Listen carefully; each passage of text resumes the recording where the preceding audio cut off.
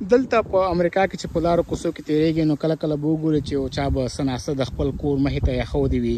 دا یې د دې دپاره ایښودې وي که ستا په کار وي نو ځان سره یې وړلی شي فی سبیل الله. لکه اوس د دې کور والا دغه میز ایښودی دی، دوی وایي چې مونږ دغه میز نور نه استعمالوو، که ستاسو کې د چا په کار وي نو راشئ ویسئ بغیر د دروازې ټکول نه، مونږ ته دروازه هم مه راټکوئ، بس همداسې آرام سره یې ویسئ. لکه دغه میز یې ایښودی د خپل کور مخې ته ښه روغ میز ښکاري، تقریبا 3-4 کاله ترې کار اخیستلی شي. دغه کور والا دغه میز د خپل کور مخې ته ایښودی دی او دوی دغه میز نور نه دی په کار. همداسې په امریکا کې چې په لارو کوڅو کې تېرېږي نو په هرې کوڅې کې به کم از کم داسې یو شی به وګورې چې یو چا به د خپل کور مخې ته ایښودی وي چې ته ځان سره پرې وړلی شي. ګوره دا ښایسته الماری دی یا میز دی، د کور والا خپل کور مخې ته ایښودی دی په انتظار د دې چې څوک به راشي ویې بیسي.